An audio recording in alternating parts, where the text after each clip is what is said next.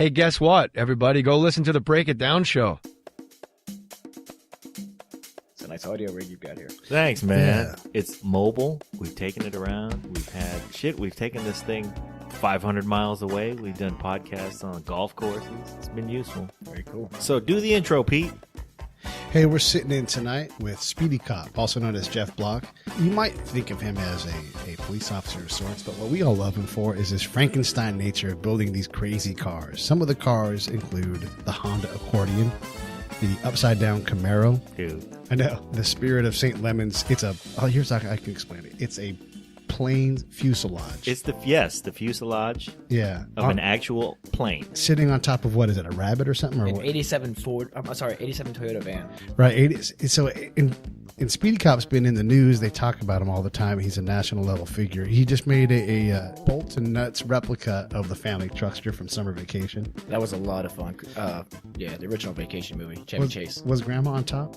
Aunt Edna was on top. Yep. Yeah, and you had the leash off the back too, I imagine. We sure did, yeah. Catch me up, man. What drove you building that? And I'm a huge fan of Vacation, but what drove you building the family truckster? Well, being a car guy like I am, there's all these cars that you've watched in movies over the years and stuff. You always thought, man, it'd be cool to actually own that. Like, that particular car it's one of the most hideous cars you can imagine. Oh, It yes. just is. It's obnoxious. Yep. That's why it's so cool. And being the builder that I am, and, my team and I, we like to build these things that are interesting and fun to look at and all. And it's just one of those I wanted to check off my list. I wanted to own it just once, you know what I mean? So you can't buy the original movie car. I mean, they don't come up for sale. Right. But I think there's supposedly one remaining in some museum somewhere. Yeah, But, I always you can wondered do a where clone. it was. But right, you clone it, so you build it yourself, and then really what you get to do is create the interior as well. Yeah. So what'd you do? What'd you put in there? Well, it was a Lemons car. I had a full roll cage, so we couldn't do it exactly like the movie because you're doing it for racing purposes. Yeah. So we had the full roll cage and 5-point harness, racing seat, extinguisher, and all that. Yes, And, all the safety gear, the required safety gear and stuff. But how about like camera mounts? And are you going to be you put YouTube videos up with GoPros in that thing? We want to see somebody rolling the truckster around the track. I'm sure we had a few GoPros going at different times. Okay. Usually when we're at the races, I'm juggling 3 or 4 cars and trying to keep the fleet going and stuff. So Yeah. I have guys that are much more tech savvy than I that keep the GoPros rolling and things, and I'm sure we have footage of that. But you'll see it on YouTube at some point or another. We have a lot of footage in the can. Yeah. We need to get on YouTube, and it's going to happen here soon. That's a process, man. It's a lot of work, yeah. It is work. It is Yeah. work. If you throw it up raw, you don't get the hits because you don't get, it's not a refined video and stuff. If It you needs really to- edit it nice, I find, my YouTube channel has 1.3 million views, and I credit that to, my buddies that are skilled enough to edit those videos and make them watchable, because all I can really do is hit, post to Facebook on my phone. That's about as far as I go. Right. Yeah, and we have the same problem where John and I are working, and it's just there's not enough time to keep up, which is a great problem for us to have. Plus, you have to build cars on top of all that. Your problem is amplified because not only are you doing post-production on YouTube videos, but guess what? You got to flip a car upside down and race that around a track. I work full time, and then I work on the cars full time, and I put in a ton of hours every week. And then my guys that are actually tech savvy that can actually do these video productions and stuff. The one guy, he does most of it. Damien, he's fantastic, and he keeps using all these excuses like I have 2 young children, I have a full time job, I'm in college full time, Blah, blah, blah blah. blah blah. Yeah. Where's my video? I asked for it 5 minutes ago. Get to work. Let's do it. So we had Jay Lamb on, man, and he sang your praises. And he said that your house is less house and more shop. It really is. It really is. And I was kind of mortified that he was coming out there on short notice and it was such a mess. But hey, it is what it is. We have a very modest home. My wife is a saint, I tell you. She puts up with so much. She is. And I tell her the inside of the house is hers, do with it as she pleases, but the yard and stuff is mine. But we got 5 acres. And in those Wow. 5 acres, I usually have about 25 or 30 decrepit hoopties in Yeah. various stages Strewn of about. disrepair, waiting for, some Lemon's greatness. Yeah, that's So, not 5 acres. That's a parking lot. Yep. 25 cars is a parking lot. Yeah. That's a lot. Well, it's wooded, so I hide them really well. That's true. You got to hide 'em. You don't want anybody taken. Where are you? You're in the DC area. I'm in D.C. area. I'm in Brandywine, Maryland, which is Alright. like south and east of D.C. So And- it's actually quite a pretty little country pocket near D.C. So I'm actually only 25 minutes from D.C. itself. Okay. And, to have 5 acres that close to D.C. is tough to do. Yeah. Not the Yeah. greatest county, but I can afford it. So hey, I'm there. And you've got 5 acres. I've got 5 acres. Yeah, Santa's neighborhood is not that great either. You know? I'll trade him in a heartbeat. Yeah, that's true. You have the room. You Yeah. have the room. But it is actually a really fun, hilly piece of property. We've got a 240-foot zip line. We've got a 90-foot Tarzan swing on the side of a hill. It's a whole lot of fun. We have a backyard track. It's not like an oval track. It's more of an irregular course back there that Right. we actually sometimes hold like bracket races on. We'll get some Craigslist junk hoopties for $300 a piece, and we'll go out there and we'll race them head to head, 3 laps or 5 laps at a time. Winner goes in Wow. the next bracket. We have Yeah. a blast with it. I bet. That sounds great. Yeah. Neighbors, no problem with them at all? Neighbors are usually there helping in the shenanigans, so That's yeah. good. That's a good plan. That's the first thing that everybody, you realize you got to do if you're smart is get the neighbors involved. Right. I was at my dad's house the other day, and he didn't really warn me about this, but he was like, hey, man, we're going to barbecue some stuff. Why don't you bring some congas over? My dad's musician. I'm a musician. So I go, all right, I'm going to bring some congas over. I drag them over to his house. I get there. There's people at his house I've never met. I'm looking around like, okay, well, maybe he made some new friends, no big deal. I start setting up in the back, and then I'm like, oh, hey, man, I didn't know you were coming. And pretty soon we have the whole band set up in the backyard. And I'm like, Jesus Christ, we're going to make a bunch of noise back here. And then I start meeting the people I didn't know. They're all the neighbors. He's got it's like family barbecue / neighborhood watch meeting.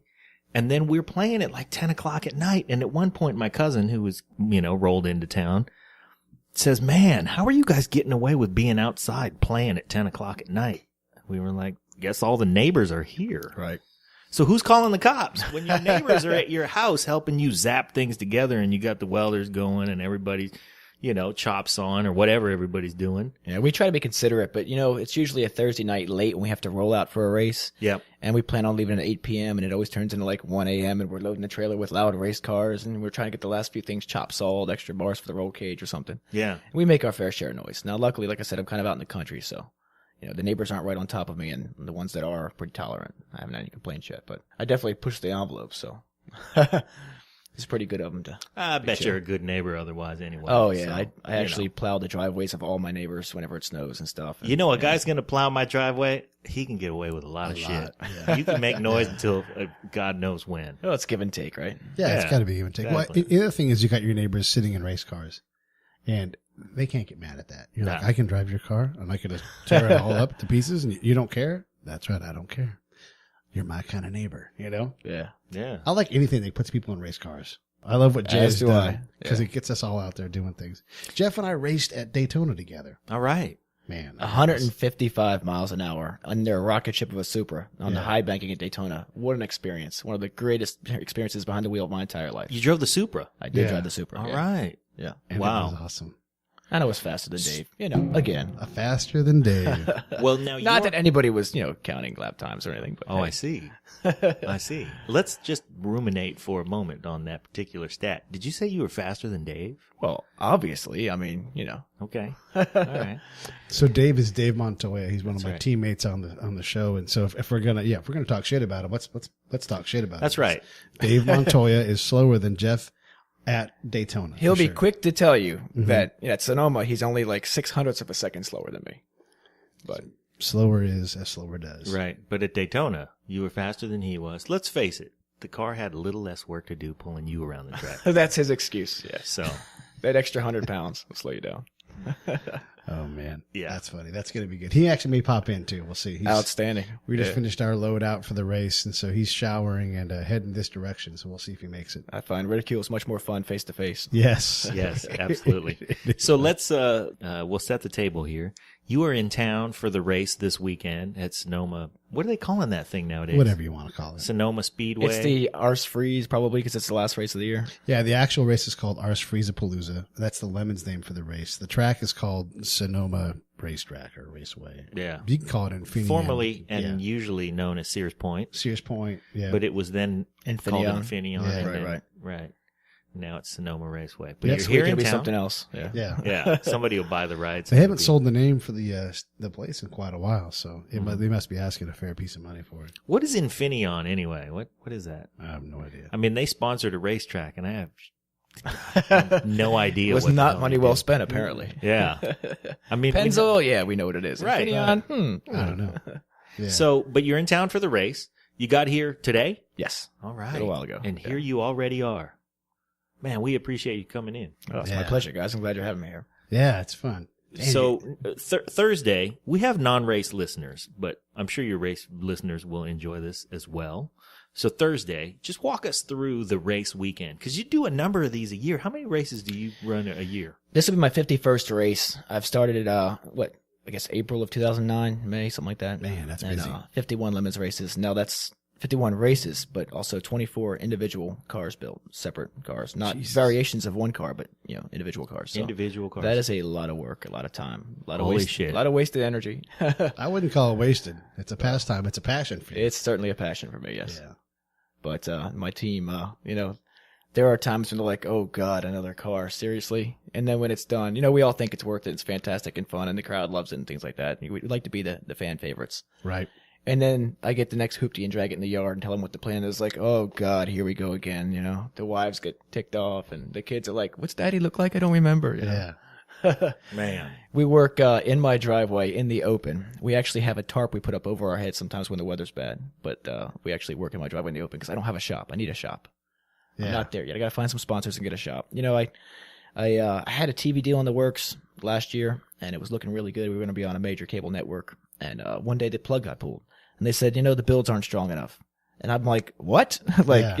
For a year you've been telling me how awesome the builds are and you can't wait to get this show on the air. Then all of a sudden you're like, oh, we're pulling the plug. The builds aren't strong enough. How can the two builds leading up to that show were world news, the upside down Camaro and the airplane. Just you name a magazine or a newspaper or internet news source, and I can show you the articles there. You could type in the words upside down Camaro in a search, and your stuff any is come country on the planet, anywhere. In fact, that thing has been recirculating through the news for the last year. It spawned two copycats, the upside down van and the upside down F-150. I saw those that are floating around. Yeah. And if you go in like the Middle East, for some reason, the Middle East and Asian countries, they love that thing. So it still pops up on the newsfeed all the time, like in fresh news stories. And the facts have been copied from one article to another, so they're totally incorrect. Right. But, it just amuses me to read these things because it's... way to not make What are the strong facts builds. that are incorrect? Because, the facts that are correct are fucking outrageous. Yeah. Well, You took a plane and raced it around a race. Give me a minute to digest this. You raced a fucking plane around the racetrack. It's a 1956 Cessna 310. It was a twin-engine plane. The poor thing sat for 40 years abandoned in Clinton, Maryland, a little airfield. And here I am on the internet doing these searches in a 1,500-mile search radius. I'm willing to go way out, and pick up this fuselage anywhere, a decent fuselage. A beat-up, so this wasn't Cessna something where 172. you stumbled across the material and went, oh, I know what I can do Oh, with no, this. I wanted to build You the plane. conceptualized this Yeah. in your head. Airplane race car. What's going to happen? You got a fucked up head. Oh, I know. I hear this all the time. Everybody asks what drug I'm on. Like, where can I get some of that? I'm like, I've never done drugs in my life. I've been a cop almost 20 years. Yeah. But you don't need them. You got a creative mind, and you just go with it. And most people outgrow that phase of I want to make something weird and cool when they're 10. You just get worse. I get worse. Yeah, I never did. So the only thing that you do is get more refined with your skills. Yeah, it's self-taught, and my guys as well. And I like the blind leading the blind, but we make it up as we go. And the engineering seems to really work. Like for the plane, for example, I knew I had a super narrow fuselage. I knew that if you had something with strut towers, they would be wider than the 54-inch wide fuselage that I've got. So it had to be something like a torsion bar front suspension. Yeah. And then I thought, well, it's got to have a really narrow track to hide the wheels, and it's got to have a really short wheelbase because the fuselage is so tiny.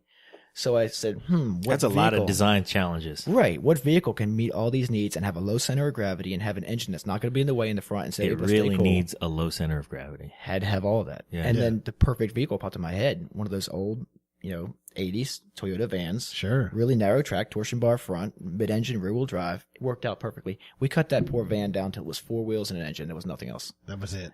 I show you the pictures. It was crazy. Just 4 wheels and a motor, but it all fit inside the fuselage. And you see it now. It looks like a taxiing aircraft. That's exactly what I wanted. Yeah. If we had done strut towers sticking out the sides and the front, it would have ruined the look. If it didn't work out the way it did, if it didn't look like a taxiing airplane, then we were And pissing it in the looks wind. beautiful. So- I mean, it's all it looks like so for the listeners, it looks kind of like what Amelia Earhart's playing, like what you imagine. It's kind of that look, Right.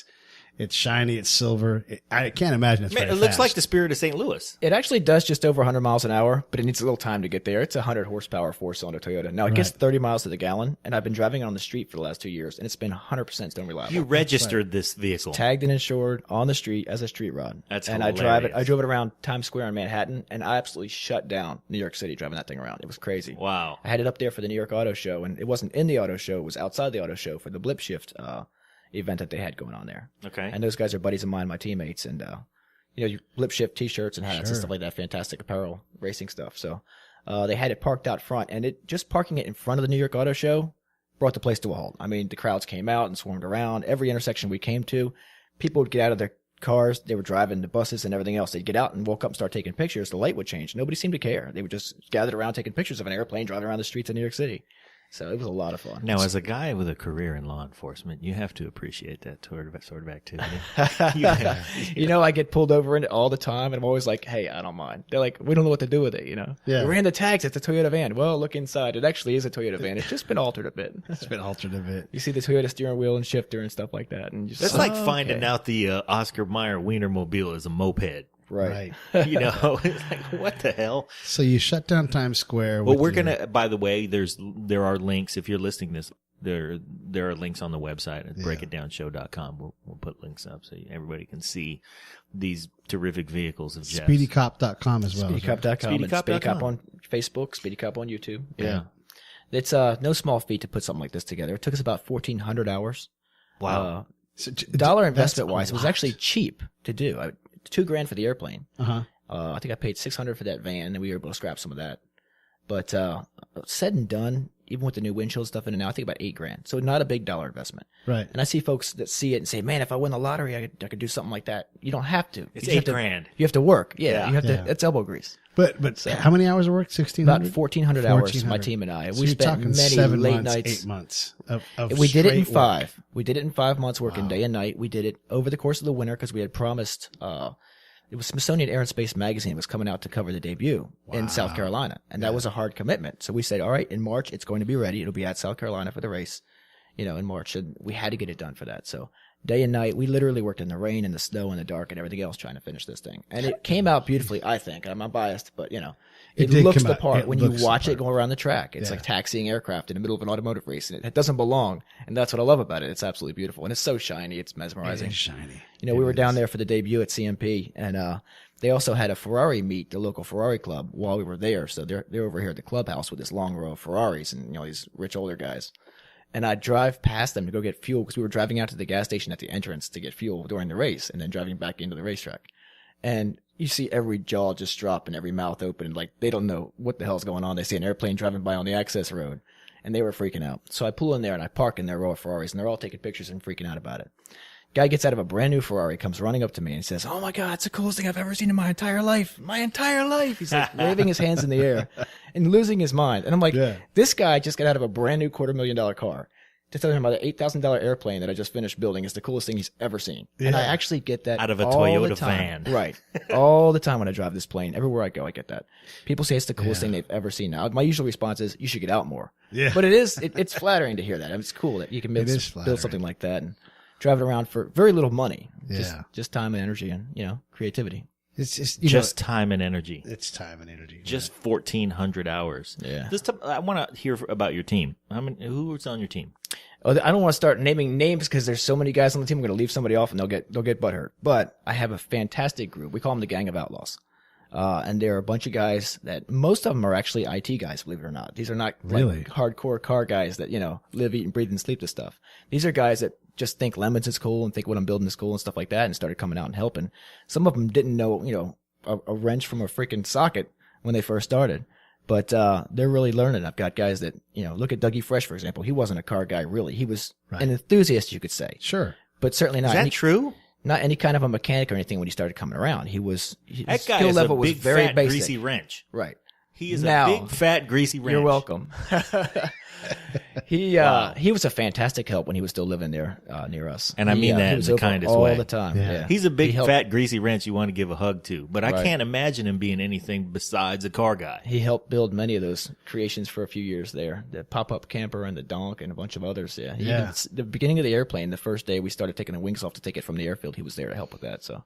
Yeah, now he works over at Jeff's shop, Alloy Motors over in Oakland. Right. I've seen the pictures. Thing. Yeah, they're doing fun. some great work over there. Yeah, absolutely. I remember trying to teach him to weld, and his first few welds were so ugly. And I'm like, just let me do it, Yeah. But he kept watching and learning. He got better and better. Better and better. And now he literally makes his living fixing cars. That scares me. Fixing, building, everything. Yeah. Cars. Yeah, absolutely. Let me ask you a financial question. So going back to the build, $8,000 to build a car out of a plane, and that's cool. That's a lot of, Shit, 1,400 hours of work. 7 months, 8 months of one person working. 1,000 hours is 6 months of you doing a 40-hour week job. Yeah. No, we had anywhere from just me working at any given time to up to like 10 people. My wife was out there with the buffer hour after hour just polishing the sides. Yeah, I was going to ask how Our long friend it took to Mara buff was out that there thing. with the buffer. Yeah. I honestly believe we have 150 plus hours in polishing and buffing alone. I'm not even exaggerating. Yeah. It's What sat outside insane. for 40 years? It Well, did. It not was only super did it sit oxidized. outside for 40 years, but it's silver. It's shiny. Well, it was beat up from 2 crash landings, and that's why it was parked 40 years ago. And then Right. they sold off the engines, the fuel tanks, the wings were all beat up. They sold the tail section off it. We had to create that tail section. Oh, you did? The tail you see on the aircraft is actually a piece of wing I cut out with a Sawzall. Huh. And then we cut the leading edge of the wing off with a plasma cutter, the wings that we weren't using, the excess wing. Right. And we capped it with that. We put it on there as a tail. If you look closely, you can tell. But at a glance, it works. I've never noticed. I've looked at that thing a lot, and I've never noticed that. Yeah, That's look at the great. before shots. You'll see no tail at all. Well, I want to give a shout out to the guy who sold it to you because he crash landed it twice Yeah. and then put it away.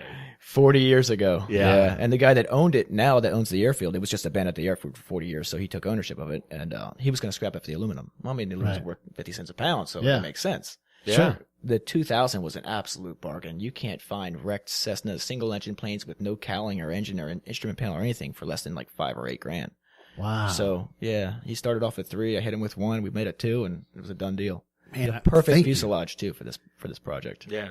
Yeah. Instrument panel still Well, in place. It's he also gorgeous. found the perfect buyer because Well, you he- wanted it for all the right reasons. I've gotten really used to the response that I get when I stop and ask about these projects. Like the guy in Michigan, as we're driving to Michigan without a race car, with the plans to buy a race car on, Friday and build it into a race car, or buy a car on Friday and actually make a race car out of it, cage it and everything, and race it Saturday and Sunday. So we go out to Michigan to Gingerbread Raceway with a Aston Martin in tow that we were going to cage and build into a race car that hadn't been touched yet. And we all look to the left as we get near the track, and we see this rusted out 65 Impala wagon.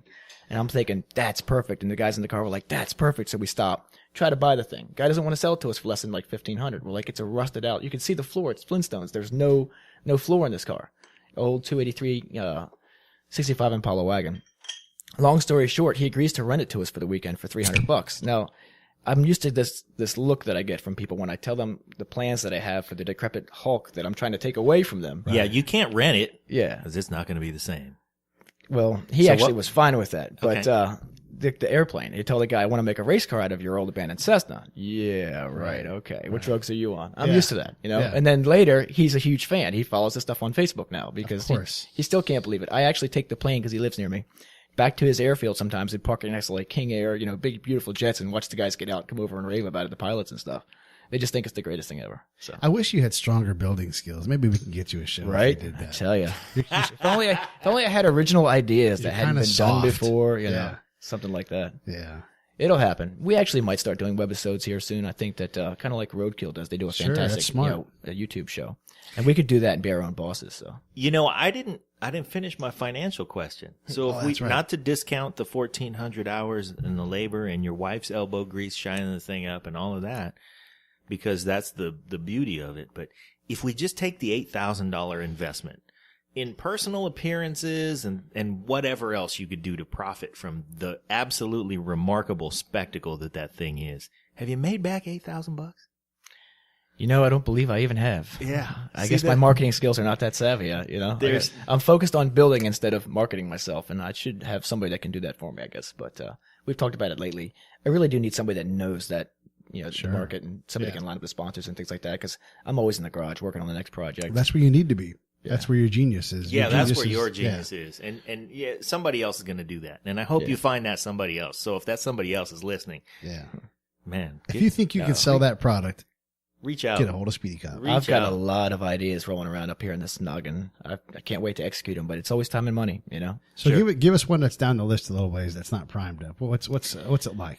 I'll give you one that's already in the works at my place. Some of the stuff I've got is obviously going to be top secret until Sure. we roll it out. I don't want anybody to copycat the ideas or anything. But Yeah, we don't want those ideas. We've just an got, idea. I've always been the guy at the races that yells ban E30s because E30s are a fantastic limits car. If you want a cheap Right. car that's going to do really well and probably win the race, E30 can't go wrong. Right.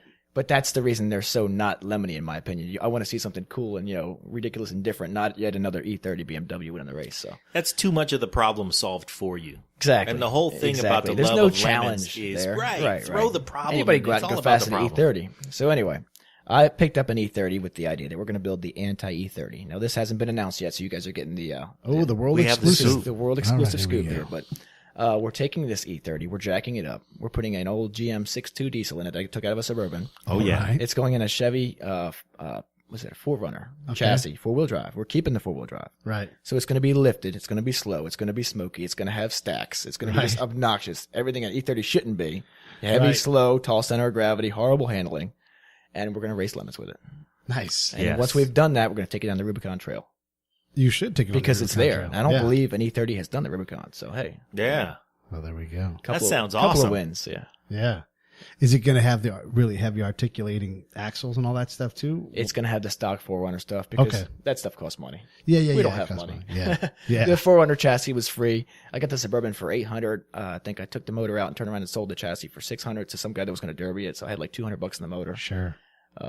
We do this on a really tight budget. We have to. Yeah, you have to. Yeah, you can't throw a bunch of money, right? You got to make things yourselves. Right. One of the things that Jeff doesn't have at his house is a lift. You would think a guy that's got a car. Oh, I do. what? I have a you Max do? Jack's 2-post 4-foot lift. Oh, okay, yeah. okay, all right. Makes a world of 4-foot difference. lift. Yeah, Now that's a more recent acquisition. We built a lot of cars without that, but yeah, because he'll take a car and turn it on its side and like, let's go work on it. Turn it on its I'm not side. even Old joking. fashioned. oh yes, oh yeah. The block lift. Yeah, you just stick it on 2 wheels and you start getting after it.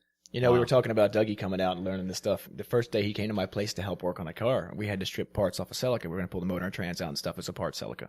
Right. And I remember him putting on his safety glasses and getting out like a wrench and raising the hood and starting to turn the bolt with the wrench, slowly one nut at a time. And we're like, no, dude, it's not how we do things here. And I not how grabbed we the do it. impact and I ripped the hood backwards and zzz, zzz, zzz, zzz, and the hood was off. And then 5 minutes later, the motor was out. And he's like, oh, okay. And we had a blast. I think that was his first day there.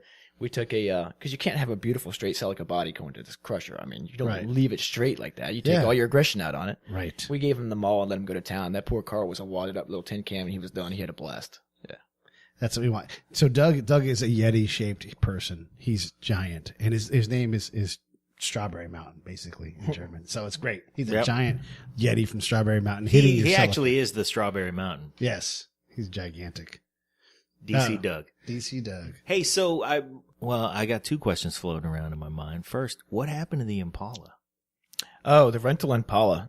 We took it out there. We raced it all weekend. The guy that thought I was like a crackhead because I'm telling him I want to take his rusted out Impala station wagon and road race it in an endurance race that weekend. Yeah. The next day with a cage. Right.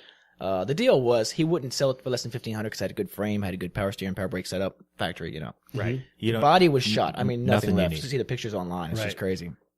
So he took $300 to rent it for the weekend, knowing that we were going to cage it. But I told him I'd cut the cage out of it and we bring it back to him with a straight frame still. And, he'd still have his power steering, power brakes, and a good frame for another project. Yeah. So he's like, oh, that's good enough. But, you get that look like this guy's completely nuts when they're talking to me. Yeah. And I understand it. So he comes out to the track to see what this is all about. He was hooked, absolutely hooked. We were laughing about having roadside assistance on our warranty, or on our rental, because when the car had something go wrong with it, he was under showed the up. car and fixing it before I was even out of the driver's seat. Like, it was crazy. The car would be getting jacked up in the air when I pulled into the pits before I could Right. unbuckle. And he'd have like And the he's strut rod crawling pulled under it. out. Oh yeah, he fixed it for us. Fantastic. So it ran almost all the entire weekend, and we took Organizer's Choice home, I guess, that weekend for that thing. But took Wow. it back to him. We were going to cut the cage out and leave the car with him. He's like, man, I really want to do this again. This was fantastic. And I said, well, all right, we'll leave the cage in the car and come bring it again, and we'll race it again. So that's what we did. I love 65 Impalas. That was the last year with round tail lights. I love wagons, It too, had so the it makes it that nice- much better. Yes. Yeah, it had, and the wagon even just had a nice ass. Right. Yeah, it's very cool. When you talk about like a wagon, I also love any kind of El Camino style thing. Whether it's remember the Dodge one that they had. There was the Omni in the front, the wagon in the back, or The truck car. Yeah, the truck car. I love that crap, and I would love for you to make something like a Viborino. If you can ever come across a supercar, Yeah. and just put a pickup truck in down the back of it, because that would be awesome. Yeah, very because cool. people put pickup trucks, like you'd see like a flatbed Volkswagen Beetle Yeah. or a Cadillac Yeah. that somebody would stick out. Well, somehow we managed to not get good video of it, but we did earlier this year finish and race the twin-engine Continental. So we took a stock 96 right. Continental and added a second Continental drivetrain from the same year in the rear. So it's 2 V8s all-wheel drive, That was sick. 540-ish horsepower. It sounded phenomenal, Yeah. but it had issues. It had teething issues first race out. Things that were fine, the day before when we're checking everything, wheel bearings and things like that. As soon as we hit the racetrack, started failing left and right. Right. Transmission seals. I mean, those project cars that we use, the donor cars, had sat for years. Seals that had dried up, I guess, started leaking like crazy. So Right. it needs to be revamped and brought back out, and it will. But you look at it and it was just a stock black. You can't see the second drivetrain. You just look at the exterior and think, that's going to be horribly slow. In a straight line, it's a monster, but we have to sort the bugs and make it corner. It's a heavy car. It's sort of like those twin engine. It's Coopers. a Lincoln Continental. Yeah, it's a Lincoln. And it's got 2 motors. We had to do the Christopher Walken, the Continental theme, of course, from SNL. You remember that? Yeah. Yeah. Yeah. That's good stuff. So the you're working The Continental. And my wife dressed up for it and everything. I had the whole mustache and wig on and the smoking jacket, Yeah, and I was smoking chasing jacket, around. right. And That's how great his wife Drink is. the She champagne. plays Terrific. terrific. Drink She the does. champagne, She plays yeah. along. Yeah. Wow. Yeah. The lovely champagne. Yeah. What was your other question you had for him? You said you had 2 I questions. can't remember. Well, there's 24 bills to talk about, and like I said, a whole bunch more in the works. But no shortage of ideas, no shortage of ability, I think, on our end to execute the ideas. It is always time and money, and that's just true for everybody. Every other TV show out there that does these kind of things, it's the same formula. It's a bunch of tatted, bearded guys, that go buy cars for a living and fix them up and either sell them or we have to have it surprise done in the 2 owner. weeks, or we could never do it in 2 weeks. And then there's all the scripted drama, and I have really no use for that. So. Yeah, Right. yeah. And they're building it for Shaq, and he needs it by Mother's Day Yeah, because he's going exactly. to take his mom out to brunch in this fucking contraption or whatever. If you like the show, And you know you do. send us some pictures of your movies. Don't do that. Support the show. There are 3 ways you can support us. Number 1, go to iTunes or Stitcher or wherever you listen to podcasts. And leave a 5-star rating and review. It helps with the show metrics and helps us get better placement. Number 2, Visit our website. www.breakitdownshow.com. We've got an Amazon and an eBay link. Same Amazon, same eBay, you know and love, but they give us a little kickback when you get to their site from ours. And number 3, leave comments about the shows that you like. We want to know what you think, how you feel. Tell us how to make the show better. We greatly appreciate it. Now back to the show. We like boobies. So we're doing stuff that in my driveway, a bunch of guys with no training or, real ability. I mean, we're making it up as we go. It makes world news. I mean, that's pretty good if you think about it. I mean, Here's the it's thing doing that baffles my excellent. mind. Yes. It makes world news. The other thing is Lemons has 700 registered teams. 7,000. actually, no. Yeah, That was the wrong. it's I thousands. put the decimal point in the wrong place. Yeah, It was that's 7,000 registered teams. Right. Lemons has 7,000 registered teams. A TV network doesn't get that people dig this shit. There's been many, many, many shows pitched to Jay and the guys, and there's been many pilots shot and things. I've been a part of a few with Lemons, and Yeah. I don't see it on the air yet. It hasn't happened yet. It will happen. It's far more interesting than NASCAR or the other, other forms of motorsports to watch. There's so many levels to it. There's the real racing involved. There's teams out there that are serious. They just want the overall win and they're going for it and they're driving their butts off. Then there's teams out there that are just goofballs. And we're kind of one of them. Right. Now we are hopefully poised to win our 2nd national championship this year. And we're ranked number 1 out of the entire, field of Lemons cars. Yeah. So we did it in 2012, and we're hoping 2014 we're going to do it again. We have a points lead going into this weekend, so I'll be waiting with bated breath to see what happens after this weekend. But not racing, though, right? Well, if I get a chance for a guest dinner too, I'll take it. But hey, I'm judging, so Well, I've talked to Dave about our car, and if we're out of contention, you need to come by the pit, and then we'll throw you in there. And we're going to get some. And I'll put you back into contention. Is that the plan? No, that's Not so much. There's no one that can fix us. I do have the 1 overall win in Lemons, and that's not an easy. That's the hardest thing to do in Lemons. I've got 7 IOEs, the team and I. Right. And I call that they're the not Jeff easy Bloch either. Award. That's Yeah. a Speedy Cop Award. That's your shit. Well, there's right Spank there. as well. He's got 7 too. He So actually- it's the yeah, Speedy Spank that's Award or true. Spank Okay. Speedy. Yeah. But he and I are friendly rivals. We Sure. both like to build interesting, creative things, whatever, and go out there and we bring the worst cars possible to the Lemons races, which is what they're all about. That's what it's really about. Spank built John's favorite car. That's the Spam car builder. Yeah, I like the Spam car. Do you? It's pretty cool. Yeah. Yeah.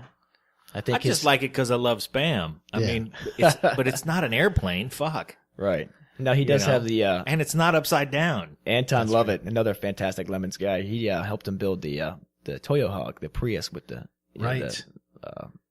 He Harley engine through the hood. at Button Willow, he had That is farm pretty animals. Yeah. He had farm animals as part of his theme in Button Willow. He had like an old Eastern Bloc car. He had the hand crank to start and everything, and he acted the whole thing out. He and Jeff are great about that. Yeah. You'll see Jeff in the proper costume and everything. There's Yeah, a level of showmanship you have to bring. You can't just bring a cool old piece of crap car. You have Right. to make it a show as well. That Entertain was the one of fans. the things that Jay mentioned that really was cool was he said, you can take it seriously and you can win the race and show up with the car. And sure, you can fudge the rules a little bit so your car is faster and all that stuff. But ultimately, you know, you take it that seriously and somebody's going to go, well, great. You beat a guy in a chicken suit. Congratulations. You know, You know, you can go out there, and I've, like I said, won one race, and we've been contending in many races and had things go wrong, because that's limits. That's the nature limits. of endurance racing $500 cars. Like, Right. it's hand in hand. But that's what it's supposed to be. But that's work. That's like serious. That takes a lot of fun out of it when you're really struggling and trying for the win. Now, the racing itself is always a blast. I'm all about the driving and the racing. I'm very competitive. Not that you would have ever guessed that. No. You know, when you're going around the track in a Porsche, you know, a 944 or a BMW E30 or something like that, something that's competent. When you're driving 10/10ths, the car is built for that. Okay, so it's rewarding and you're passing everything, sure. But when you're driving 10/10ths in a 65 Impala that hasn't moved in 3 years and it's on dry rotted, you know, bias ply tires, Yep. it is so much more of a rush. You're drifting and you're sliding around, and it's a horrible handling piece of crap. And it takes so much more skill to keep it pointed in the right direction, much less anything resembling fast. You can imagine that you're outrunning Starsky and Hutch. Yeah. You know, there's shots of us driving that donk. I took an old Bonneville, jacked it up, put 22s on it, made a donk out of it, painted it bright yellow. Yeah. And there's shots of it carrying a front wheel around the turns and stuff like that. When one of the scariest cars you'll ever drive, Judge Phil drove it for like one lap at Summit Point and got out like white, you know, shaken and pale, and said, "It's got horrible bumps here. It's unsafe," you know. It's so much fun to take a horrible piece of crap like that and push it beyond its limits, beyond anything it was ever intended to do in an actual race on a racetrack. On a racetrack, On a right? racetrack. So the first thing is you're in this piece of shit and you're looking around, you're going, I'm on a racetrack. Not a racetrack, not like the county fair racetrack. No. You're in Infineon Raceway NASCAR this road weekend. course, yes, You're- with 180 you know, other cars. You may right. take it to Daytona and you're there with 180 other cars. Right. And everybody's going. So yeah, that's really cool about it. We often see guys down in the Silicon Valley that have got world class cars, you know, they can't drive them. And I just want to go, look, will you get in my $500 car and go drive it for 5 minutes?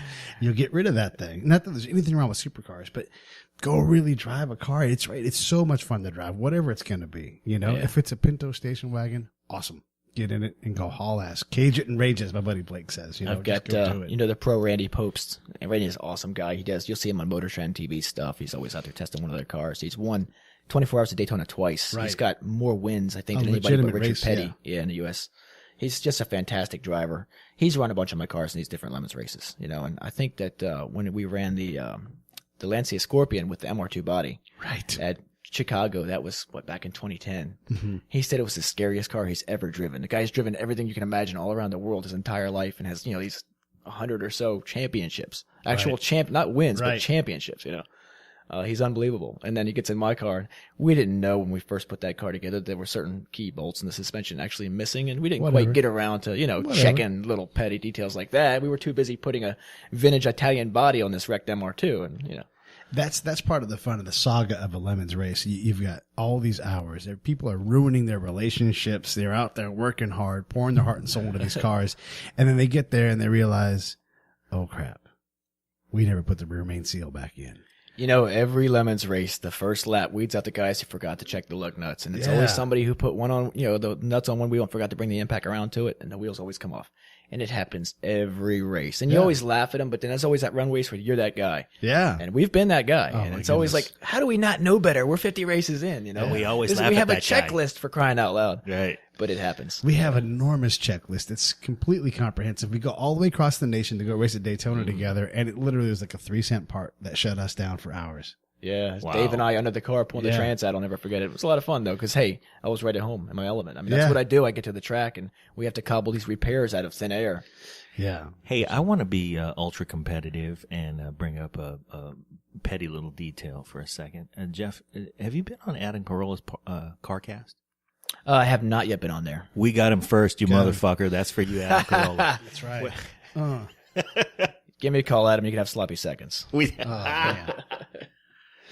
I did hear from Matt Farrow the other day. He's going to get me over there, and he Nice. wants to do like a 20-minute video, I think. So that'd be good. That is cool. It's All good right. tire. That'd Yeah. be good coverage for us too. So right Yeah. on, right on. Anything to get the name out there, because what you do really seriously, I really mean this. I love it that you and Jay and all the people that put people on race cars, because it's not that hard. You know, everybody has a dream of I want to drive a car fast like that. You can do it. You can go out for a handful of dollars and go race for 10, 20 minutes even. You know, there's people that will sell short amount of times. Don't ever think you can't race. Well, that's the thing that makes it idiotic that you guys haven't had a pilot that has stretched out into a full TV season, because fuck, man, this is accessible racing. But it's more than that. It's so much more of a show. I mean, Right. racing is racing, and that's all great. And it's fun to watch and exciting. Yeah. But there's so many different elements of it. Like, you don't see this stuff going on in F1 and NASCAR and stuff like that in the pits. Right. You don't see everybody walking around dressed in chicken suits, or you know, Right. as Jay likes to say. Yeah. Or these crazy costumes that you see. We did Blue Man Group a couple years ago. I think you were at Sonoma for that. We did Blue Man Group. Right. I was there. Yeah, I And think so. Yeah, I we remember did, that. We did that one time. We did Michael Jackson's Thriller one time. We decorated the whole car up as like a graveyard with tombstones and, you know, cobwebs and things. We actually had a giant dead tree through the roof of the car, and it was too big, and they made us trim it before we could go out on the racetrack. But it You was could like, have a tree in your car. It just Yeah. got to be a little smaller. but who else races an actual race in a fast car? That car won the overall. It was a V8 Volvo. Wow. With a big tree. dead tree through the roof. Yeah.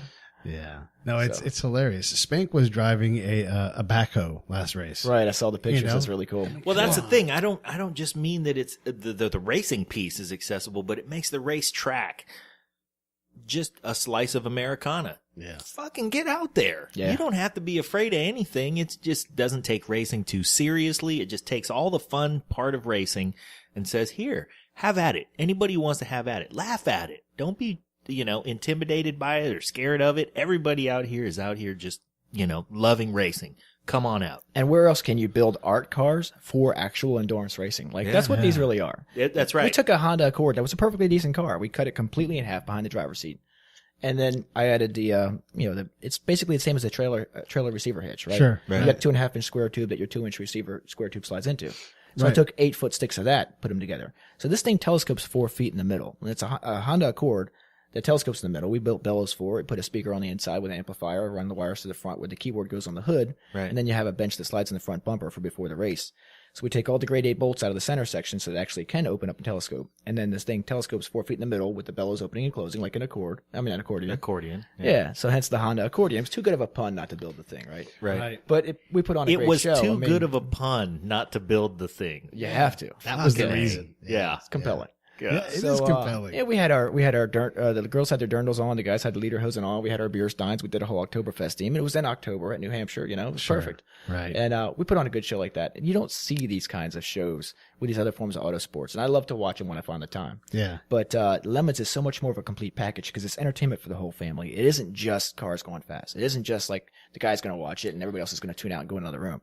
It's entertainment. It's absolutely It is just Well, it's first-rate entertainment for the entertainment. whole family until you walk by the Cannonball Bandits and Well- see Dave Montoya in a Speedo. On a moped. Right. Yeah. Yeah. No, but you're I was right. looking for a though. rusty spoon to gouge my eyes out that night. It was not a pretty sight. I- Things cannot be unseen sometimes. You It's know? so if I was to do a TV show, I would capture the different teams doing what's going on as they build these cars and pour their lives into it. Sure.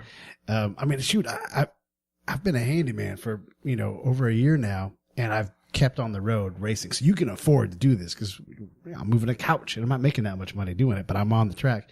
And you think, oh, we've struggled. Oh, we've done so much stuff in their race, and then Jay is great about going, let me tell you what happened to this guy. So one of the best stories is these guys had a terrible catastrophe with their car. And they had to drive like 200 miles to go get a part. An engine, probably. It's usually something like that, right? So the guy gets in the car, fires up, takes off. Well, the fob is at the track I remember this story. for the wireless. Yeah. So this guy drives all the way 200 miles, and the car will run in the rental car, yeah. In the rental without car. the fob. Right. So the car would start because the fob was there for the beginning. Right. And then he gets But to he the could- destination, No. and there's no fob. Somebody had to bring the fob 200 miles away to where he was picking up the part that they critically needed to get back in the racetrack. Wow. And that's just one So story. two off the top people of my had to drive 200 miles. Yes. Right. But not We even sent- not even at the same time. Like, Right. it was 400 miles of driving that happened right there. Wow. Dr. Wife, Mary Beth Harris, she'll be here judging this weekend with me and at the Lemons race. And we raced with them out in Texas at Eagles Canyon Raceway. Right. And they had that Porsche 944. They had the Neon 944 running that weekend. And I was driving both cars. Well, the 944 engine went early on. So we needed a motor for it. It had bent valves and everything. Right. So we call around, find some guy like 150 miles away who's got an engine who's willing to sell it for like $300. Well, that's Yeah. cheap for a 944 motor. So we send her to get it. She comes back with it, and she's learning too. She's not the most tech savvy, but she's learning car stuff. She comes back with this boat anchor, this rusted up, horrible, looked like it had been submerged for 20 years. Right. useless hulk of metal that the guy had told her was a usable Porsche 944 engine. We took it apart. There was actually snake eggs in one cylinder. Wow. Snake eggs. Yeah. You know, So yeah, and these are the great stories that happen. Yeah. Like we had our car in the engine let go for whatever reason. We're at Buttonwillow, and we had to go and find an engine. So we find an engine in South Central. So me and my dude drive down. We go and we lowball and we get it for a lower price, bring it back, and then in the rebuild process, we drop a bolt into the engine. ooh. And so you put 6+ hours of driving, all the hours to take the engine out, doing it. And engine swap's hard to do in a race. We did it overnight, and we realized all we've got is maybe 4 laps in this car, And so you go out and you explode the car. You try to take the checkered flag, I don't know how those stories don't sell. Well, Jay calls it stick-to-itiveness. That's his word for it. But, our team has always been kind of known for that. Like, early on, we built, like, the 63 Thunderbird, rust bucket of a car, sat in a shed in Virginia. Right. The shed collapsed and fell on this car about 27 years ago. That's how long the 63 T-Bird sat in this collapsed shed. When it came out of the collapsed shed, it still looked like a car, but it was swishy, it was rotten.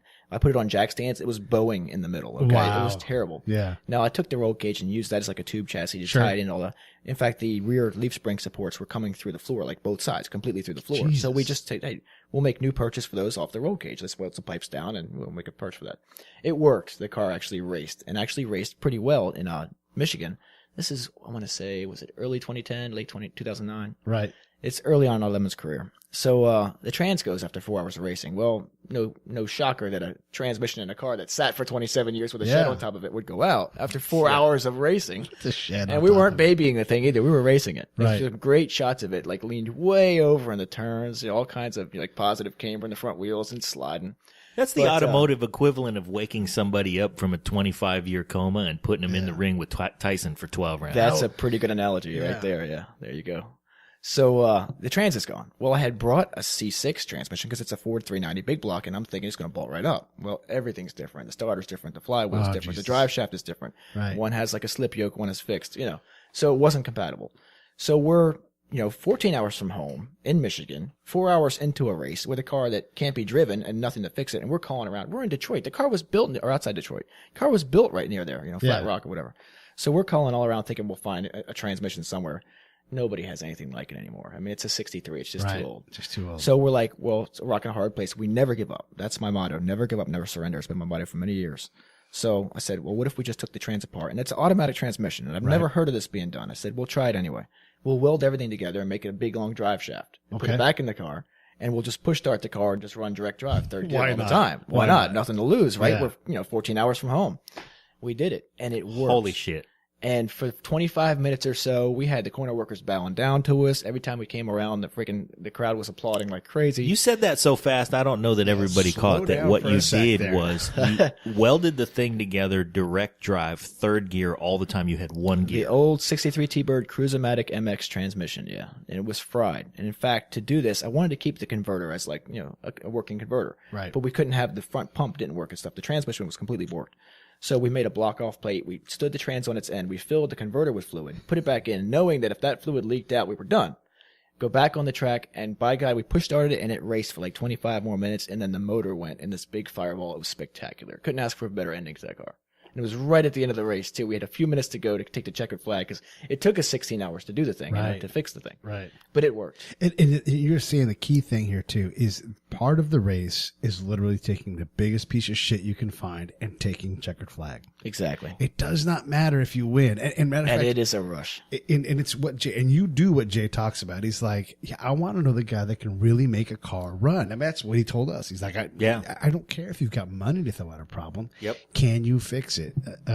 And you're doing that. You're like, I'll make that car run. Matter of fact, I'll make it race. And it might only have one gear. Where there's a will, there's a way. Right. Oh, shit. It's very true.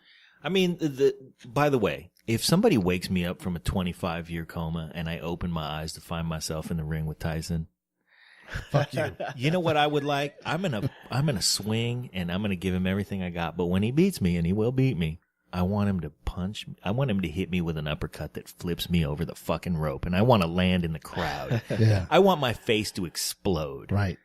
So that's what you did for that car. And the flip side of that is, I consider myself a pretty tough guy. I've been a cop for almost 20 years. I've been on 2 SWAT teams, Yeah. somebody was cutting onions in that car at the end of that, because when you're going around after 16 hours of frantically working trying to make the car go again, Yeah. and then every time I came past the start-finish line, Oh, people were come just on. on their feet applauding, Right. and I could see that. And when I go past the corner man. workers, and we have footage of the corner workers doing the bow down as we're Right. going past and stuff like that. I was choking up in the car. I'll You be the have first to. admit it. What in life It's so gives you that? rewarding. I mean, Right. it was just phenomenal. You pour your heart and soul, and I'm not joking. You pour your. I've been there where when you're just driving around trying to solve these problems, and then And you another gave problem. that car that last bit of dignity, man. Oh yeah, and actually that car wound up. That was the same '63 T-Bird after the 390 blew, because it was a fireball. It was done after Right. that race. The transmission was welded and the motor was full of holes. So we took it out. I put a BMW V12 in it. Now it took me 4 months to fabricate out of an ammo can an intake for a Holley carburetor to go in place of the fuel injection on a burned up BMW V12 out of a 90 750 IL. Yeah. So got all that in the 63 T-Bird, got it running, got it working, homemade distributors and everything. Got it to the track at Summit Point. Friday night before the race, I have this homemade carbureted, was formerly fuel injected, running off a single Holley, 750. I was tuning it at the track and it was running so beautifully. And Jay was standing up talking to me and he could not believe that this homemade fuel injection distribution, homemade carburation thing was actually working Right. beautifully Yeah. in this old T-Bird. And then the water pump started spitting bearings right at us and they stung like crazy because it's flying out at high speed, and then the water pump was gone. So we're thinking, no big deal. We'll find a water pump. In North America, there's like one place you can get a BMW V12 water pump, and that's the BMW warehouse in like Long Island. Right. And then we they called find them out Saturday what the hell morning. you're doing with it. And they're Yeah, going, well, they no. said you'll have it on Wednesday. Yeah, they're not doing 1 hour delivery. It was you know? literally $350 for a water pump, and I wouldn't get it Jesus. for like 4 days. So Right. we had to fabricate we went to Summit Point, Summit Racing actually, from Yeah. Summit Point. My friend Ron, you know Ron, man. Yeah, I love Ron. Yeah, Ron's fantastic. So he's been around with our team since the very beginning. Yeah. And I sent him in my truck to Ohio. Now, he drove 8 hours each way to get a universal Mazir electric pump because that's all we could find to put in place of this water pump. By the time he got back and we got it on there, we had about 5 minutes before the race ended. Right. And I'm like, you know what? I'm going out there. So I went through tech and I had 2 laps to go. It lasted about a half a lap before the hose coupling that we had used popped off. The water all shot out. I finished the race after 2 laps with the engine stalled in a big cloud of steam. But hey, we did it. The V12 took the track and went out there. Yeah, We took that back out. We actually put a BMW turbo diesel engine in that car and went out, and we won the IOE. We finished out of, I think, 54 cars up in Connecticut. We finished 16th overall. We drove the wheels off that donk. Wow. Oh, no, I'm sorry. That was the T-Bird. was the donk was a different one. No, the T-Bird was slow, but the T-Bird did win the IOE with the diesel engine in it. What did you turn into? What did you make that donk out of? That was a 1980 Bonneville. Big old Pontiac Bonneville. Yes. Yeah, that's a good donk. Yeah. I think Bonnevilles are good for donks. Rivieras. Yeah. Those are good for donks. Yeah. Big, square, heavy American cars like that. Yeah. I'd like to make a donk out of those first Hondas that came over with the 3-cylinder motorcycle engines. Right, in with them. the teeny back window. Yeah, the car that you and I could pick up. Right. And I just- have one now. I have a Reliant Robin in my yard that's waiting for me to start on. I went. Yeah. How do you not buy a Reliant Robin, especially in 1976 with You the have to. 850cc Yeah. for $500 with a title, Done. You got to buy with that. a clear title? Yeah, you got to. I drove. It was like 8 hours each way to Ohio. I'm like, I'm on the way. I'm coming to get it. Hold it. I'd like someone else is Craigslist. racing to come Yeah. get it. Yeah, They're gonna you give don't it to pass up a $500 Reliant Robin 850. That video of Clarkson in Top Gear driving that thing and tipping it over like 35 times in a row. It's fantastic. I'm sure you've seen it. That's the funniest Top Gear bit of all time, I think. Was that Yeah. they had cars stacked up on top of each other, and somebody was doing the doing the pedals down below, and somebody was doing the steering up above, or vice versa. They did that as well, yeah. Yeah. That was a different That was a bit, different but, bit, yeah. We've talked about doing that for Lemons. I had 2 BMW E36s at one point. I was going to stack them. But it's kind of that, it's been done. It's cool. It'd be funny and all, but it's been done. I'm trying to really do things that have never been done. I have a whole bunch of ideas for upcoming builds. I have some stuff that'll really wow you, I think, if I can actually complete it. But again, time and money. So, Time and Sure. I'm scouring the countryside right now. I'm looking in a very large search radius once again for another specific object to use for my next big build. And if I can locate it, hopefully in time for April or May debut. I believe I know what it is. I hope You may somebody actually already know locates what it. it I have no. I actually don't know what it is, but here's what I think you're going to do. He's going to find an old Princess cruise ship. And he's going to weld it onto the chassis of a 60. You laugh, but I did try to buy the Spamboni recently. The Zamboni that says Spam on the sides. It's a classic from like Wisconsin. It's been around for like 30 years out there. Our road trip to Road America, we stopped at the Spam Museum. Yeah. And you get to see all that stuff, and it's hilarious. Yeah, Is the Spamboni in the Spam Museum? No, but they talk about it. Like Sammy Hagar did a song for Spam. Sure. It's like, hey, Spam. You get to see Right all on, of Sammy. that Well, they put stuff. it up for sale and they sold it for like $2 or $3 grand, which is relatively affordable as far as that's like pretty iconic vehicles go. Sure. And I was more than willing to make it a How Lemons much car. is a brand new Zamboni anyway? It's got to be a lot. Fuck, of how money. much It's is a specialized used Zamboni? Yeah. I was going to build one for Lemons. You can't get a riding mower for $2 grand. Judge Phil was really pushing to see a Zamboni because that's one of the things it says on the Lemons homepage. No Zambonis, don't even ask, But Jay and I have a good enough relationship where he's gotten, he's seen the can different things trust that I you. built. Yeah. And he knows what Right. he knows. And You'll, it isn't you'll just build like- something track worthy out of that thing. He doesn't just say, okay, build it. He says, okay, get with Evil Genius, who's Right. the engineering guy, and then work it out and then come to me with a plan. And if I think the plan has merit, then Right. we'll go from there. Because And that that's why they're Zamboni, reliant- to force him to take that off the website, that would be awesome. Yeah, it would be really cool. But, the Reliant Robin was going to be Lemons' car too. And they were like, Jay didn't like the idea one bit, but he's like, let me talk to John and see if we can work something out where it'd be safe enough. And I said, listen, if you want 4 wheels, if you want an exoskeleton, I'll do it however you want. Right. When it came down to it, they're like, no way. It's just not enough car. It's just not safe. It's fiberglass. It's tiny. It's a 3-wheeler. Right. Yeah, 3 wheels is a And problem. they have my safety in mind, my best interest in mind, which is probably more than I do. But hey, Well, and that's why they do it. They want it like John Pagel knows what he's talking about. So Pretty if much. he says you can't do it, then you go do something. There's so many other crazy ideas. I have no shortage of bad ideas. Right. And you'll do it for the gag. Right. I certainly will. Yeah, the team is fantastic. My guys, they're willing to come out. They bring their kids sometimes, but they lose a lot of time from their families to come out and do this. And my wife puts up with so much. Your We're 2 wife incomes, does. no kids. We have Right. 4-legged kids. Yeah. And paycheck to paycheck broke because we're trying to build You're the next broke, big but thing. you're living though, That's true. And- That's and what I say. I'd rather Dude, be you're broke living a life and that, living, right? Yeah. I'm big on this. I'm big on a man of destiny, which in your case, I think is exactly, this is what you were made to do. You've got your job that takes care of retirement and paying the bills and everything, but you were made to do this, and maybe you didn't know it 20 years ago. I really didn't. Absolutely found it. And 5 this is, years hey, ago. I'm sorry for you because this must be a pain in the ass for you, but this is a gift to the world. Yeah. Oh, thank you. Yeah. I'm always amazed. And people, like I said, I drive the plane around. I never tagged the Camaro for the street. Now, I think you probably already know, Jay bought the upside down Camaro off me. He owns it right. now. He keeps it at Sonoma. It was at the car show the other day. Yeah, it was in the Yeah. San Francisco International Auto Show, and before that, it was in the Sacramento International Auto Show. Mm-hmm. So he's getting more publicity with that thing than I was, and it's still got my brand name on the side, SpeedyCop.com, upside down on the sides. Yeah. Hey, so Is he gonna tag it and drive it around? he's talked about it. I'm not sure if he will or not. I'm hoping to see it as the pace car this weekend. I haven't talked to him to see, but he's getting good press. Now, I never tagged that car for the street myself because I was afraid, some little old lady sees it coming upside down and swerves into a pole. Right. The visual gag with that thing, the whole plan was. Incredible. The car looked like it rolled on the racetrack, and what better car than a Camaro like that? Right. It's Right. a car that would be hooned. So on the racetrack, on the race weekend when it debuted, it blew everybody's minds when they first saw it. It's cool and everything. So everybody took pictures and video of it and put it up online. Everybody said, "Oh, it's Photoshop, it's fake." And then the videos started coming out. And people said, "Oh my God, it's not a Photoshop."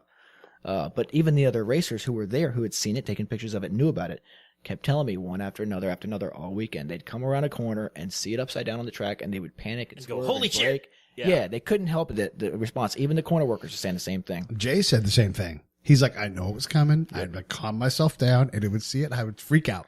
So I didn't tag that one for the street, but that one's a good visual gag. Like I drove it around for the Indy, when we paced the Indy car race with it. Yeah. It was the Indy pace car at Indy. In the upside down Camaro? Yeah, we had a bunch of Lemons cars out there to do parade laps right before the IndyCar race started at Sonoma, and it was phenomenal. And we just basically stole the show away from IndyCar. I mean, we had a huge crowd in the paddock and nobody watching the race. Right. Wow. Well, they don't know. They don't know. And so just to say, Chump and Lemons are the 2 biggest brands that do this stuff. And there are so many people that do it, and everybody else is trying to figure out why. It's because you can do it. You don't have to have $1 million budget to go do this stuff. $8,000 and a couple of buddies and some wrenches, and you can race an airplane. Yeah. Yeah, that downplayed that quite a bit. But yeah, you can. No, I've raced a few times here in the last few months with the new series, American Endurance Racing. Right. And How those are guys those are guys doing? fantastic. You can take your Lemons car out there if it's a fast car. They're looking. That's just about the racing. There's nothing. There's no show chicken to that. suits. Like, No chicken suits you leave whatsoever. the chicken, Right. chicken Right. suit at home. But it is a nice outlet. You can take your spec car out there. They say you can bring an F1 car if you want, as long as you're running 180 treadwear tires. Right. Bring whatever you'd like. Yeah. So that's a different, Yeah. And there's alternative for enough people room. who are just about the racing. But for us, primarily Lemons, is our best outlet because it's all about the show and the spectacle and entertainment. Yeah. And it incorporates the racing. And like I said, I'm super competitive. I like to challenge myself with the engineering and stuff to figure these things out. And not having that background, it's tougher. Right. But the stuff seems to work. So Who checks your stuff to make sure that your crazy ass doesn't get yourself it killed? gets scrutinized. Yeah, I'm sure. The Lemons Tech Inspectors, every new build that I do. But you don't bring it to Lemons and say, what do you think? You've already got someone who's working on the front If end. it's something outlandish, I've sent a lot of pictures in advance. Okay. And, right. Jay sees them and John Pagel sees them, and they get approved, or sometimes I draw out the plans before I execute anything, and they get immediately disproved for one reason or another. Something I hadn't thought of engineering wise. And when they say no, you just go do a demolition derby anyhow. I do a lot of those. I have years ago I went to a chiropractor and I said I have chronic neck pain, and he did X-ray or something and said, well, your neck is flat, it should be curved, and that's the problem. He's like, I'm just trying to figure out why you ever had whiplash. And I said, about 4 or 5 real severe cases a year. Yeah. He's like, oh my God, what happens to you? Yeah. What happens to you? Well, I do demolition derbies. He said, well, stop. So that lasted about 2 years, and I just couldn't resist anymore. I'm back to doing them again. It's just too much fun. What about figure 8 bus racing? They do that down in Florida, right near where Ron lives. In Yeah, Niplo. it's beautiful. And, I went there one time for Thanksgiving. It does It's look awesome. like fun.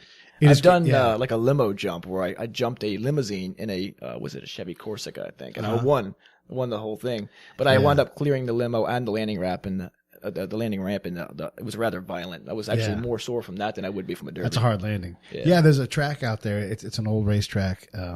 It's not much bigger than a dirt track, but it's in Florida, right by where Ron lives. And right around Thanksgiving time, they do a race, and it is the best money I've ever spent. It's like $20 to go in. Oh, you actually went? Yeah, I've been to it, and it's incredible. They'll do a trailer race where you can attach anything you want to the back of your car, and you drive, and all you have to have is some of it left when you cross the finish line. Right. No one cares It about just winning. has to be Now, they some of tried it to left. do that. Montgomery County Fair in Maryland's a huge fair, and there's usually 5 Right. or 10,000 people in the stands for that derby. And I've gone out there before and done that derby and won first place in one car and second place in another, done really well. But there was one year where Friday and Saturday night I dragged a car and trailer because they were going to have the same kind of thing, a car and trailer derby. Both nights we had severe thunderstorms come through, and both nights we didn't get to do it. And the following year they're like, we're not going to bother. Well, before they start this race, they're like, everybody back away from the fence. Get all the way back into the stands. No one be on the walkway. We're going to start this thing. And there's literally a dude who's got a pop-up camper trailer with no wheels. That's his trailer. Yeah. And that thing is going to disintegrate. And there's another guy he's got a giant lifted up Ford, like F100, step side. It's a massive monster truck, and it's got, I don't know, maybe a barbecue attached to the back of it for a trailer. And that's in the same derby? Same derby. Wow. He has no intention of winning. His intention is to destroy cars. And so he goes and he drives over people's trailers and shit. And everybody's just going crazy. Now, I've seen the It's videos of them incredible. doing it's actually a figure 8 school bus race they do. Yeah, they do and the same track. engines, they hit so hard when they collide, the engines fly out. Like the entire motor comes out of the bus. Yeah, and they do it like monster trucks where the guy stands up in the roll cage and they drive. And there's some guys who are like, I don't want to mess my bus up, and he slows down. Other dudes are like, I'm here to fuck this thing up. Yeah. It looks like my kind of good time. Yeah, and the bus slides on its side, and they're like, everybody hold on for about 10 minutes while we get this bus off the track, I used to do like random stunt videos, and I would drive cars on 2 wheels. I'd roll them over, things like that. Yeah. And I remember I used to take the doors off of like old S10 Blazers and hit my ramp and put them up with 2 wheels. And then when they would start to tip, you could see in the video me walking on the ground as the truck tips all the way over. Wow. Because we're doing this all in like the grass and dirt and stuff Sure. like that. We're not doing it on the roadway. But It's safe That way. is, It's safe. that's it about Safe-ish. as Ish. yeah. I mean, that's like ghost riding the whip. yeah. Except you get, anyway. We don't recommend that anybody think we ghost don't. ride the whip. Professional driver Recommend. closed course, do not That's right. attempt. That's There you right. go. Even if they're driving through a drive-through, they put that crap So on. we're talking about some pretty outlandish shit in one breath, and another breath saying this is so accessible to people and it's family entertainment. It really is within reach if you want to become a car enthusiast, and I guarantee if you go out there and you experience it and you just take it in and soak it up and see the community of people, really just see the community of people who's out there, you will get hooked. So for our listeners who are not racing but are thinking about it, what's the first step? How do they get into it? There's a lot of teams in Lemons that take on arrive and drives, and I was one of the biggest ones for a few years there where I was trying to win a national championship. I was building more cars and putting in people that had never raced before into these cars. And then the Wounded Warrior Cougar that we did for 3 years too. We were raising money for the Wounded Warrior Project. We were bringing a Mercury Cougar race car to the track every summer at Summit Point. And the thing was, if you donated $100 or more directly to Wounded Warrior Project, you could show us a receipt where you've done it online, or you could give us a check for them, whatever. We'd give you all the gear, give you the instruction, send you out in the actual race for 20 minutes in the race car. And then you'd come back and you hand the gear all sweaty and nasty to the next guy, and they'd put it on the sweaty, nasty gear and go out. And then you try to not have your mind be completely blown. Right. You try to get out of that gear without being all over yourself. But it was fantastic because veterans got to race for free, which if you hadn't raced before, it's a thrill. And then it raised over $10,000 for Wounded Warrior Project, so it helps the vets out. Now we actually do Semper Fi Fund. Sure. Just a higher percentage actually goes to the veterans. But we're still doing the fundraising. We're just not doing that kind of car effort anymore.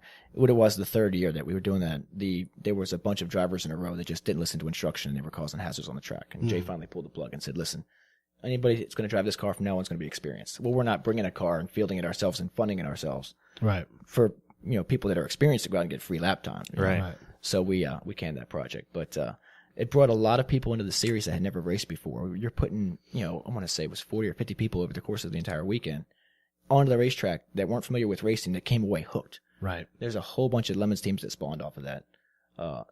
Just the arrive and drive spots. Like you can get on the Lemons forum and there'll be ads for drivers. Right. Hey, put your name out there. Try it. It's the most fun you can have legally with your clothes on. It's absolutely I have fantastic. absolutely said the very similar thing. I've said it's the best money I've ever spent, and I've spent a lot of stupid money on a lot of stupid shit, and it's easily the best money I've ever spent. It is an absolute rush. And where else can you say you race against these famous pros? I mean, they come out and race with us, these guys do. You've raced Tony Stewart. I beat Tony Stewart. That was a chump car race. Yeah. VIR, the 2010 Sunday, Easter Sunday. And I gave Adam Carolla shit a little bit 24 hours. earlier, but he's raced Lemons too. Has he? Yeah. Yeah, I've actually seen a video of that, right? I think he raced Chris Overzet's car. Or Chris helped him put it together or something. I think that's right.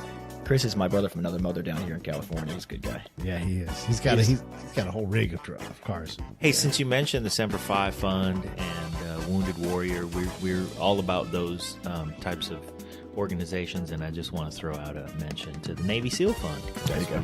Support them as well. Yeah, So they're one of our active partners, the Navy SEALs. They do great things for the widows, and like you said, putting service members in a car gives us something that we all need, because you need something that matters, that counts, that pushes you, because you've been pushed so far and so hard, and been in such extreme situations.